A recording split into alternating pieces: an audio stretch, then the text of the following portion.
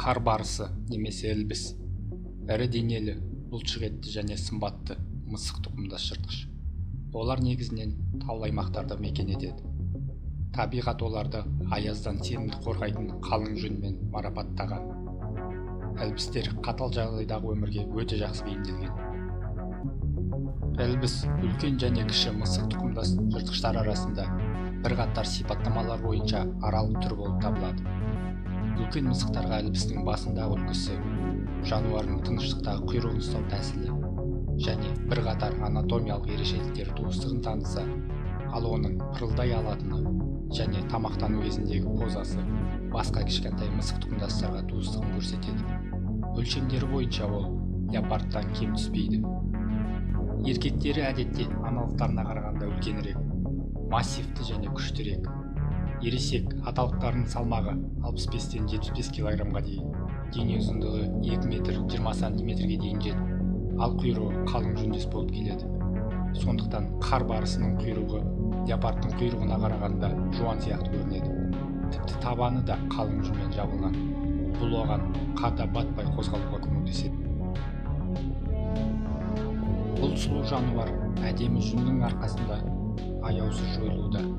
Сондықтан қазіргі уақытта түр ретінде жойылып кету қаупі алдында тұр. Көздерінің көруі өткір және жақсы дамыған. Ал басқа да сезім мүшелері ілбіске өте жақсы көмектеседі. Қар барысы көңіл күйі жақсы болған кезде сіздің үйдегі мысығыңыз сияқты пырылдай алады. Ол сондай-ақ әйгілі аң патшасы сияқты ақыра алады. Бірақ қар иесінің дауысы арыстанға қарағанда әлдеқайда ақырын шығады. Ілбіс 12 мемлекеттің территориясында, оның ішінде Орта Азия тауларында, Памир, Тянь-Шань, Алтай таулары, Үндістанның Кашмирі мен оңтүстік-шығыс Тибетке дейінгі жерлерде кездеседі.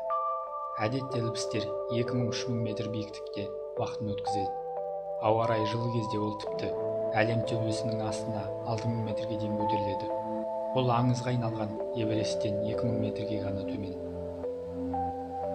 Көбінесе ол өсімдіктері жоқ таулы жазықтарды мекен етеді. Өзінің үйі ретінде тастар мен үңгірлердің саңылауларын таңдайды және сол жерлерде ұрпағын өсіреді. Тау мұздықтары мен қалың қардың арасында ілбістің жүнінің түсі оның жауларынан да, құрбандарынан да керемет жасыра алады. Қар барысы қараңғы кезде аң аулағанды жақсы көреді. Бірақ ол күндізде уақытын жоғалтпайды. Күндізгі уақытта ол күн сәулесіне шомылғанды ұнатады. Ілбіс өзінің территориясында тұратын барлық сүтқоректілермен қоректенеді.